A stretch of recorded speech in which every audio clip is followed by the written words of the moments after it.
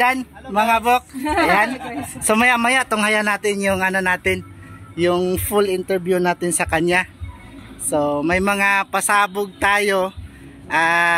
Hence lang mga bok ay ang ganda po ng trabaho ni Uncle Ladan. Overseas po yan pero pinili ang maging farmer, di ba, Col? Oo. Yan. So maya-maya antabayan na natin. Chief engineer yan siya. Yan.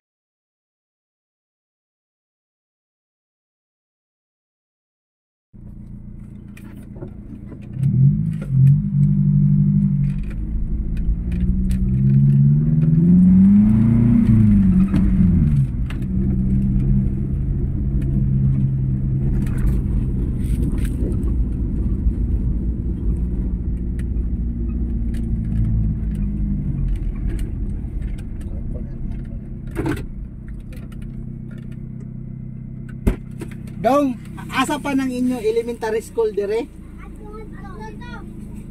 Mag-atubang elementary school? Dire. Sige, salamat. Dito ngayon.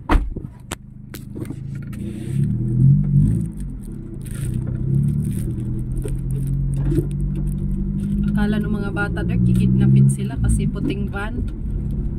Marami pa naman. Masyadong pag-init.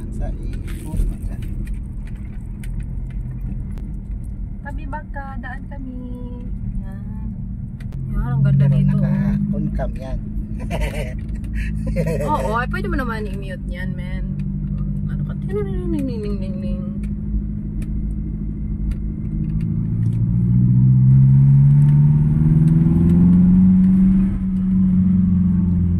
May kasugat.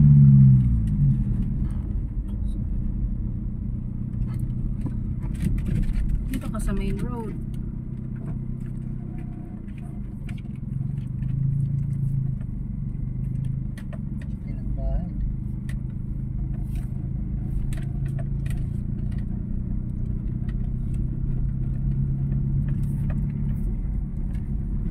So, hinahanap natin yung Prospect. ano natin, first farm owner interview ng EVR Suite. So, hinahanap natin yung elementary school kasi backup elementary school.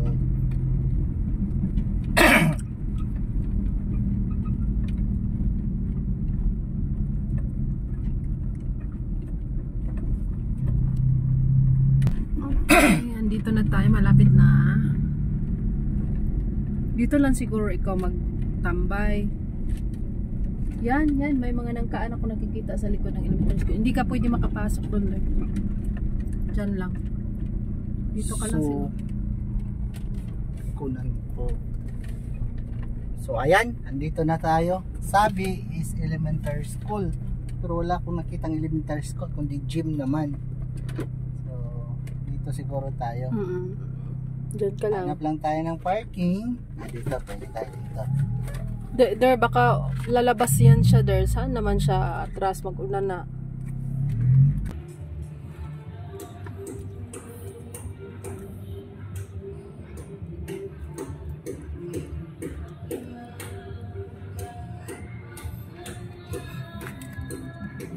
So ayan, ready na si Mrs. Naka boots na siya. Yan yung pangmalakasang boots niya. Pero alam ko may pink siya, oh. Yan, nakita niyo naman yung kanya, oh. Yan. May flower pa. Yan.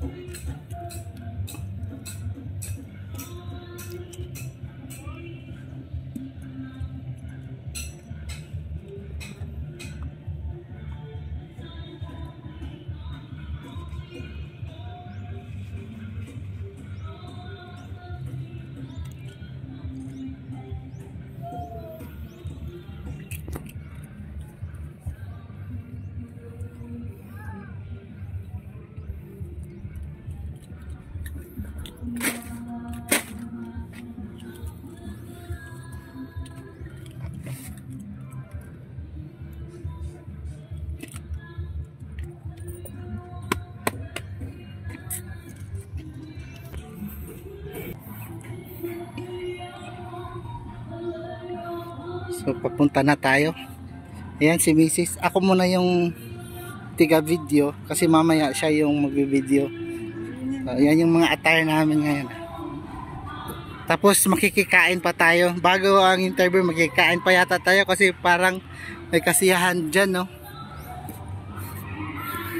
Narinig no ba? Narinig yung tugtog, oh.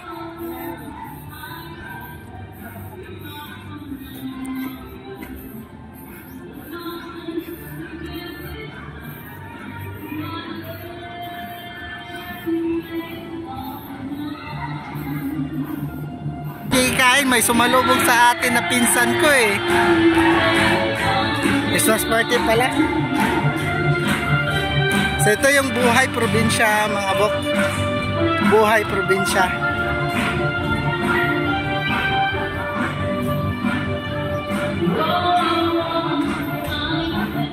So ang dami na tayo, malapit na tayo sa farm. So landmark is malapit sa elementary school.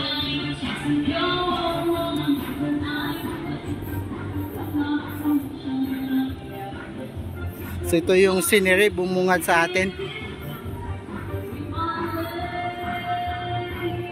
So ayan, here we go mga bok. Andito na tayo sa property. Ayan, meron na dito. So ito yung bumugad sa atin. So kita nyo naman, maliit-liit pa yung mga ano. So kita nyo naman yung mga ano nakabalot, bunga po yan.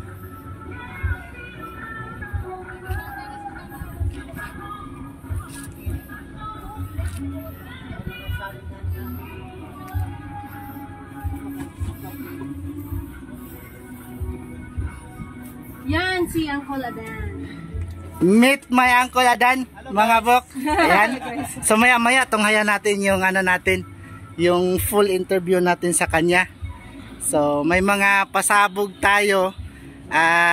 Hence lang mga bok ay ang ganda po ng trabaho ni Uncle Adan. Overseas po yan pero pinili ang maging farmer, di ba Col? Oo. Yan. So maya-maya antabayan na natin. Chief engineer yan siya.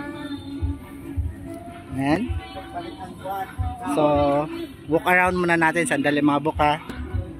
So dyan tayo nag-entrance. Ayan. So maya-maya.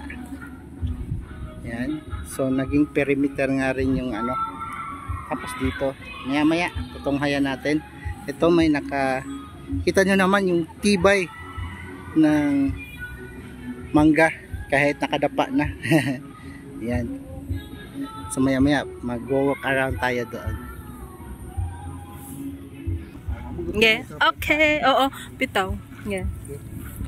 So ayan. Again mga bok, dito tayo sa farm ni Uncle. So like you mga bok, malalaman natin kung gaano kalawak ito.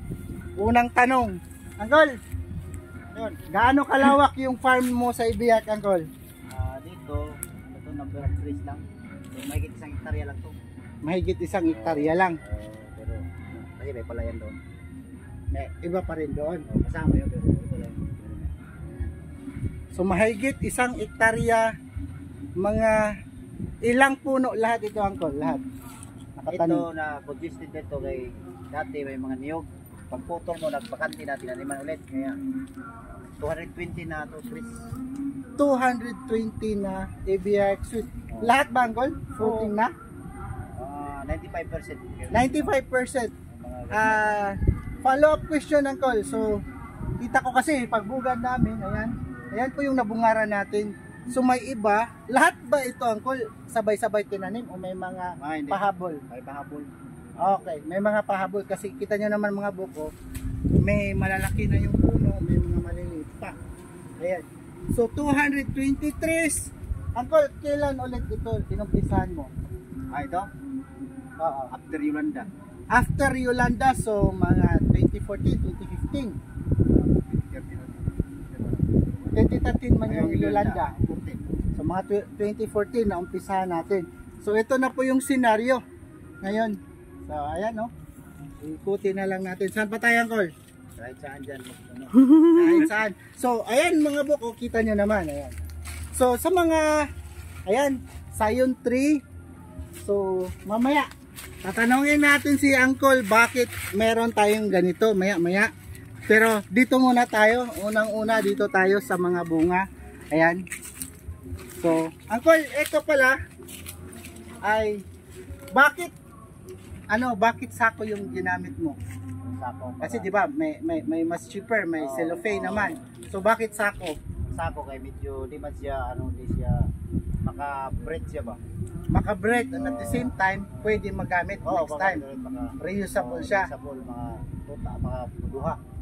2, 3. So yan po mga buka kasi marami tayong mga customers o avid fans o followers nagtatanong ano yung pambalot sa langka. So I guess hindi lang, pwede rin naman to gamitin sa ibang prutas. Pero dito we practice na sako yung gamitin namin. Yung iba kasi cellophane, yung cellophane ng trash bag, yung iba nga ginagamit. So ayan, meron tayong reusable. So yun po yung option. Bakit sako ang gamit natin? Ayan, no? Kita nyo naman mga buk, hitik yan sa bunga papunta doon. No? Hindi pa season ngayon. So hindi pa season. So mga patingin mo, Uncle, kailan ito? Mula to mga March. O yan, malapit na mga buk ha, March. Tabayanan nyo. Babalik tayo dito by March. Ayan. So kita nyo naman ito dito oh. Yan, oh. 220 trees. Bawat lingon nyo po mga buk, o bawat maninag o makita ng inyong mga mata, mayroon talaga nakalambitin na mga bunga. Ito, to, kita nyo ito mga buko. Ayan. Bilang to. Bilangin ko mga buk para sa inyo. Bilangin ko ha. Isahan ko sa taas. 3, 4, 5, 6, 7, 8, 9, 10, 8, 12, 13, 14, 15, 17 trees mga bok, 17 trees. 17 fruits dito pa lang. So, ayan, ito yung kalaki yung katawan. 17 trees pa lang dito. Isa Season ito mga 30 plus. 30 plus, 40, aabot yan 50. Ayun. Yan, meron pa yan dito sa baba. So, ganyan po kadami yan mga bok. Ganyan po yan kadami. Maya-maya, tatanungin natin si Uncle kung magkano yung kitaan, possibilities kitaan. Pwede ba natin ito buksan, Uncle?